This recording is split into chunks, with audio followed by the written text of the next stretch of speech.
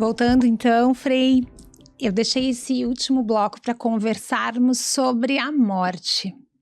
Por que tantas pessoas têm medo da morte? O medo da morte, ele pode estar relacionado também com uma espiritualidade não transformadora.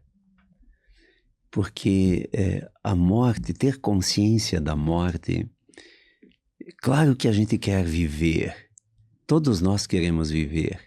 Claro que a gente também imagina que morte é separação, é distanciamento, que morte é luto, mas a gente sabe que um dia vai ter que enfrentar isso, né?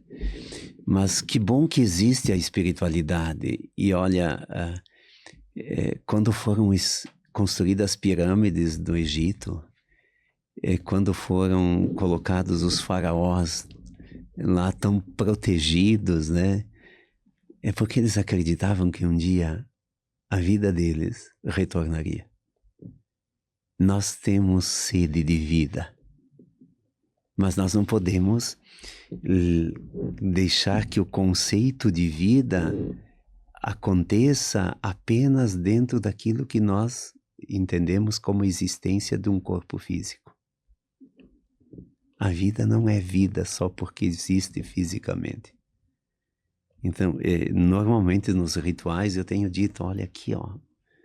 Primeiro eu lembro sempre, o que a pessoa que está partindo está levando com ela? Nossa, materialmente nada. Nada. Ela só está levando o bem que ela fez. Mas não é uma história que está terminando.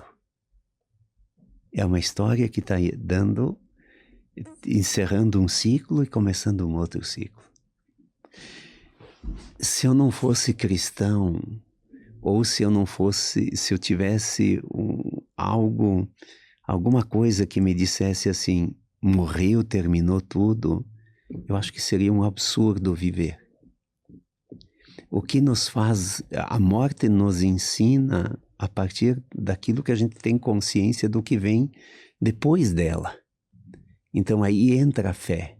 Ah, mas ninguém voltou para contar. Não precisa voltar. Eu tenho a possibilidade de crer. E de um jeito ou de outro, num formato, no outro, todos acreditam que a vida é vida e que tem alguma coisa maior do que apenas limitar-se a uma existência humana. Alguns mais tempo, outros menos tempo.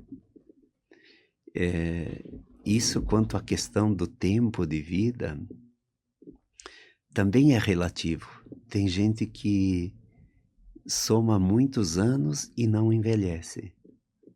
Tem gente que soma poucos anos e envelhece. Então, porque também é uma escolha de vida, né? Nós temos uma percepção de morte, sim, mas também se a gente for olhar, nós também estamos morrendo aos poucos. Depois que o cabelo começa a ficar branco, daí tu não tem mais toda a agilidade que tu tinha, por mais que tu te movimente, certas coisas tu tem que botar uns bilhetinhos no bolso para não esquecer, né? E assim vai, né? Mas então tu tá aos poucos diminuindo um ritmo, mas a tua vida não é apenas aquilo que o físico apresenta. Eu acho que a gente vive um pouquinho iludido quanto à questão de nós não queremos envelhecer. Perfeito. Não Acho queremos envelhecer, nós não queremos... Olha, tem pacientes que não aceitam visitas, porque não quer que o outro veja a situação que a doença, né, deixou como estado, né, de vida. Mas a vida é natural. Eu vejo muito mais a vida, a morte, aliás, como uma passagem do que como um término. Não é uma cortina que se fecha. Eu acho que isso é bem oportuno, Frei, de trazer, porque infelizmente nós estamos vivendo um tempo onde as pessoas, elas vivem em busca da perfeição, da beleza, Da aparência. da aparência, que elas não conseguem entender esse processo, que eu te diria que, na minha concepção, é um processo de amadurecimento. Não, se a gente lesse a vida a partir da maturidade, nós iríamos relativizar a questão de um físico que recebe marcas, que tem marcas do tempo que passou, né? Eu até brinquei, eu conto, eu achei tão engraçado. Uma pessoa que me viu crescer me encontrou esses dias na igreja. Aham. Esses dias não, já faz mais um tempinho. Quando ela me viu, ela foi tão espontânea e ela disse: Jaime, mas que velho que tu tá.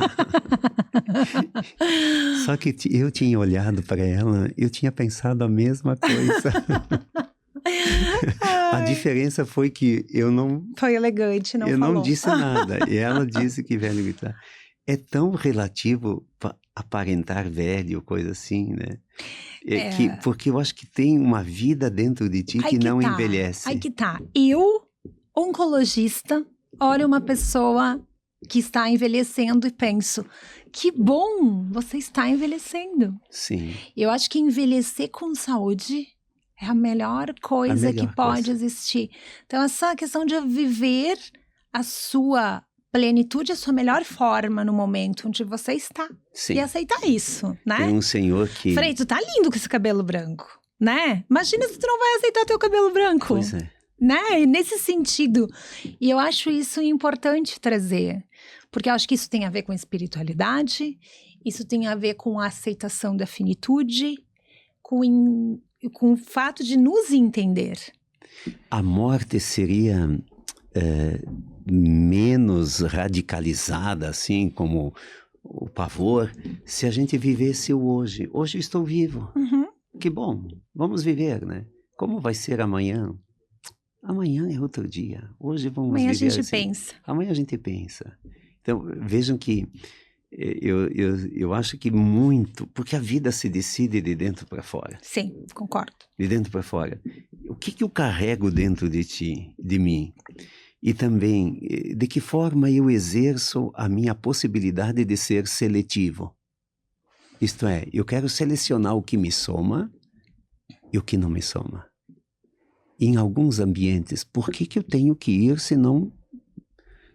Eu tenho limitações de algumas coisas que eu não... Mas claro, tu não fica aí dizendo, não vou lá porque não gosto, não sei, né? Tu vai, às vezes dá uma passadinha, quando te viram, tá bom, tu vira as costas, vai embora, tá bom. Tu tem que saber te cuidar. Uhum, né? Se proteger, Sim. Isso. E também não fico aí pensando coisas tristes, vamos pensar o lado bom do que está acontecendo. E se permitir também, né, Frei? A gente não precisa estar em todos os lugares, Sim. né? Não precisa. Não precisa. Mas nós temos que ter uma boa dosagem de sonhos na nossa bagagem. Concordo. Tem que ter sonhos. Tem que ter sonhos. Eu acho tão bonita a vida de quem sonha. Mas não esses sonhos qualquer aí. Um sonho de uma vida que pode estar sempre atenta ao bem, por exemplo, a fazer o bem, mudando, querendo saber, tá, mas o que é essa inteligência artificial aí? Uhum. O que é isso? Vamos aprender. Porque eu acho que o mundo, ele está dando voltas. Os curiosos, né, Sim, Frei? mas nós vamos voltar ao humano. Sim. Cedo ou tarde nós vamos... Eu estava no hospital outro dia, visitando os pacientes, e eu vi o robô indo de andar a andar com medicamentos, com coisas, né? Uhum. E aí uma pessoa passou por mim e disse, tá vendo o futuro? Disse, não sabe sorrir, não sabe sorrir, não sabe, o robô não sabe sorrir. E uma coisa, né, Frei, o robô não tem aquela empatia de olhar para uma pessoa e entender.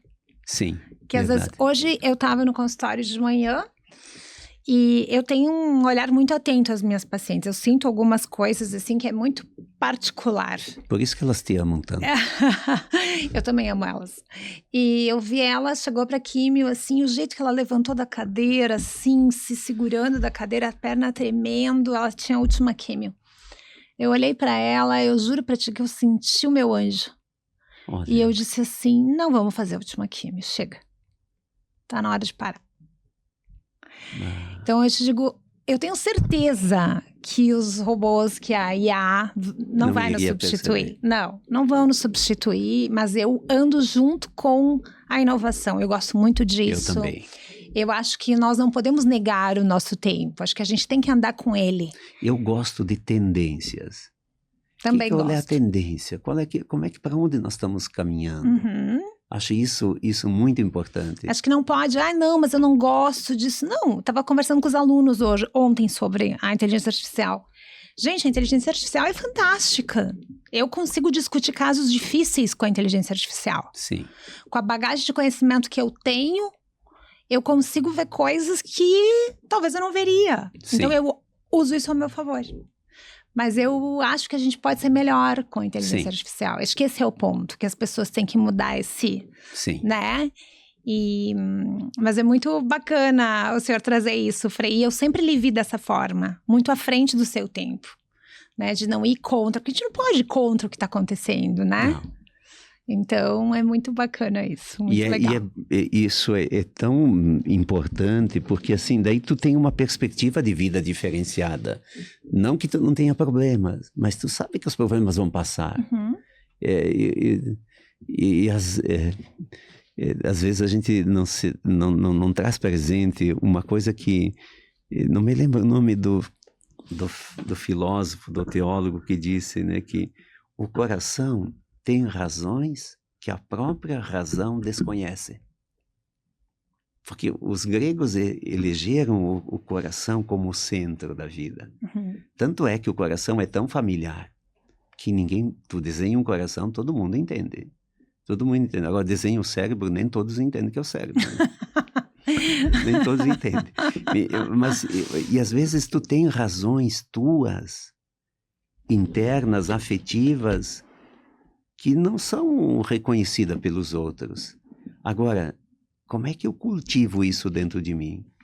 Como é que eu rego tudo isso dentro de mim, no sentido de permitir que isso floresça? Né? Que eu seja uma pessoa positiva, que eu seja uma pessoa de bem, que eu não esteja... Eu lamento quando a pessoa, onde está, cria problemas. Como eu lamento isso? É porque a pessoa às vezes não se dá por conta. Nós temos uma pessoa conhecida nossa que tu encontra ela de manhã à noite e ela vai dizer sempre, isso aqui é uma porcaria, isso aqui não está bem. Uhum. E é uma pessoa com muitas habilidades, mas não conseguiu desencadear nela um processo de otimização, Uhum. de olhar. Olha, eu cheguei até aqui. Olha o caminho E é percorrido. difícil conviver com uma pessoa assim, né, Frei? Nossa. É difícil, é pesado, né? Nossa, muito, muito difícil. E eu, como vejo pacientes que às vezes são assim, eu te digo, é difícil tratar. Sim. Sabe a história da nuvem na cabeça? Sim. Tem pacientes que têm uma nuvem na cabeça. E que por si o tratamento vai ser difícil, né? E isso tem a ver até com efeito colateral, é impressionante. Sim. Impressionante. Até porque o negativismo, né, ele te leva... Eu acho que as nossas células também detestam o negativismo, porque em 2 toques elas também se retraem. Porque a pessoa negativa, ela não tem nenhuma conexão, nem com ela mesma.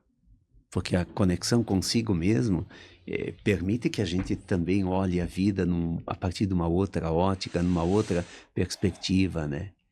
E tem a morte no caminho? Tem. Mas olha que de hoje em hoje, a gente vai vivendo, vai fazendo tantas coisas, vai tocando. A graça que a gente tem,